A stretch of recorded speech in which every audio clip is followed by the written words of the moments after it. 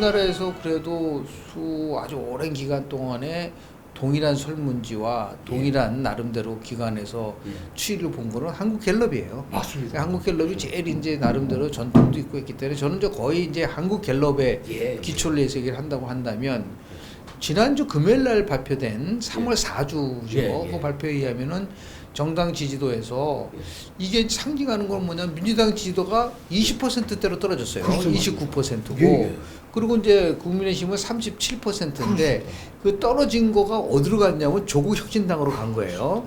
조국혁신당이 3월 1일서부터 시작해서 3월 4주까지 이 4주 동안 지속적으로 상승을 했어요. 그러니까 6%, 7%, 8%, 11%까지 이제 12%까지 넘어졌는데 그러니까 결국 민주당 쪽이 올린 거죠. 이것이 갖고 있는 함의는 뭐냐면 조국 신당이라는 게 많은 언론에서는 난 돌풍이라고 얘기를 하는데 나는 거기에 동의하지 않는다. 내용상으로 보면은 민주당의 대이탈이죠.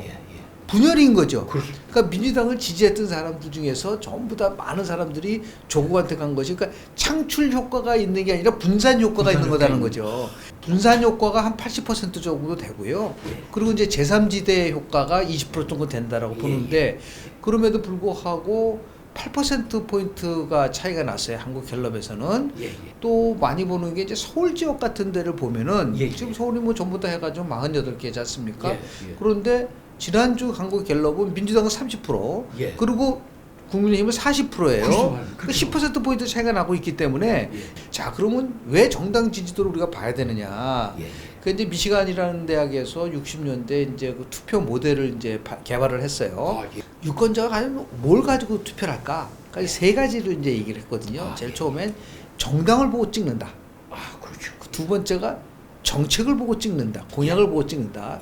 마지막 세 번째 인물을 보고 찍는다. 이 세 가지가 있었어요. 근데 통상적으로 보통 한국 선거 끝나고 나서 조사를 해보면은 총선 같은 데서는 인물을 보고 찍는다는 게 가장 많이 나오고 그 다음에 나온 게 정당이요. 그 다음에 공약이었었어요. 그런데 2020년도에 완전히 다른 현상이 나타났어요. 근데 왜 그러냐면 우리 같은 경우에 왜냐면 그게 비대면 선거가 되다 보니까 유권자와 접촉할 수 있는 시간이 없었잖아요. 그렇습니다. 그러니까 정당을 보고 찍었다라고 얘기한 비율이 굉장히 높게 나온 거예요. 이거는 뭐 MBC하고 코리아 리서치가 출구 조사를 한 내용이기 때문에 중요한 거예요. 48%가 정당을 보고 찍었다 그랬어요. 그리고 나머지 25.6%는 인물을 보고 찍고 25.5%는 자기가 이게 공약을 보고 찍었다고. 그만큼 이제 정당. 왜냐하면 지금 보세요. 공천도 한 달 정도밖에 안 됐잖아요. 마무리된 게. 누가 누군지 잘 모르는 거예요. 워낙 또 많은 사람들이 교체됐고. 그렇다고 한다면 그 사람 인물을 평가하는 것보다도 저 사람이 소속된 정당이 어디냐를 보고 찍을 가능성이 크기 때문에 정당에 대한 이펙트는 효과는 여전히 남아있다. 지금 분명하게 보면은 야당보다는 여당이 지금 약간 불리하게 돌아가고 있다고 하지만 정당 지지도라는 관점에서 봤을 때는 그럼 그게 밀리는 건 아닌 거예요. 예를 들어서 그래서 항상 보면 우리가 그 전 선거와 비교하는 걸 필요하거든요. 2020년도에 4월달 총선이었었지 않습니까? 그때 민주당의 지지가 얼마였었냐면요. 그 2월 달에는 37%밖에 안 돼요. 그때 미래통합당이 20대에 썼었어. 23% 정도 됐는데 이게 40%로 넘어가는 시점이 4월 첫째 주에 40% 넘어가거든요. 그러니까 37% 지금 37% 한국갤럽게 맞다고 한다면 그 당시에 민주당의 지지와 뒤지지 않는다라는 거로 볼 수가 있는 거죠. 그래서 이제 뭐 민주당에서 나름대로 뭐 전략통이라고 얘기하는 사람들이 많은데 그걸 가지고 자기가 180석을 예측했다는 말도 있기 때문에 그래서 리얼미터에 대한 것들에 대한 거를 가지고 무조건 이건 지금 밀리고 있다 얘기한다는 거는 제가 볼 때는 뭐 약간 그 오버인 부분도 있고 갤럽 조사 상으로 봤을 때는 오히려 민주당이 빠지고 있다라는 거가 하나의 그 지표로 볼 수 있지 않을까 생각을 좀 하게 됩니다. 그러다가 조국 신당이 뜨면서 이제 조국 혁신당을 찍으려고 가서 민주당을 찍는다라는 그런 가설이거든요. 뭐 있을 수 있는 가설이지만 거꾸로 얘기를 해서요. 만약 그렇다고 하면은 정말 싫은 정당을 찍을까요? 제가 정말 그렇죠. 싫어서 이쪽으로 왔는데 그래 뭐 투표장을 이렇게 찍고 여기 찍고 뭐 예를 들어서 지금 많이 얘기하는 뭐 지민 비조라고 하고 있죠. 물론 그럴 수 있지만 그래도 지금 보세요. 또 하나 숨은 그림이 있다 이거예요. 내가 지금 민주당을 지지했다가 이재명의 민주당이 싫어서 민주당에서 이탈해가지고 갔어요. 그럼 그 사람들의 목표는 정권 심판론이라는 거가 또 있지만 또 뭐가 있죠? 그렇죠. 이재명의 민주당보다 조국 신당이 떠야 되잖아요. 그렇죠. 그래야지 이게 그 자신대로 야권 재편을 할 때 그렇죠. 조국 혁신당이 중심이 돼야 한다고 한다면 그런 것까지도 같이 감안했을 때 무조건 100%다 이쪽으로 온다라고 하는 것에 대해서는 저는 약간 아주 왜냐면 그런 분들은 굉장히 정치적으로 학습을 많이 하신 분들인 거예요. 그래서 이 투표를 할 때 일반적으로 그냥 투표하시는 분과 달리 여러 개 개인 전략적 투표를 할 가능성이 있다라고 보는 거죠. 그랬을 때 나는 100% 이게 흡수되기가 어려울 수도 있다라는 거를 저는 뭐 생각해 보죠. 뭐 예를 들어서 뭐 진짜 싫은데 거기 가가지고서 뭐 예를 들어서 보니까 완전히 뭐 친명이야 찐명인데 그러면 그렇게 해서 민주당의 지지가 올라가는 게 자기네들한테 이득이 될까요? 맞습니다.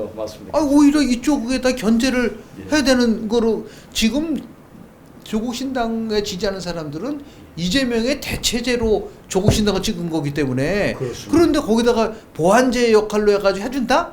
그게 있을까요? 선거에서 제일 중요한 거는 흐름입니다. 그러니까 통계상으로 보면은 2월 5주를 기점으로 해서 3월 첫째 주 들어오면서 흐름이 바뀐 거예요. 그러니까 2월 5주 때까지만 해도 뭐 국민의힘 지지가 40%까지 올라간 적도 있었어요.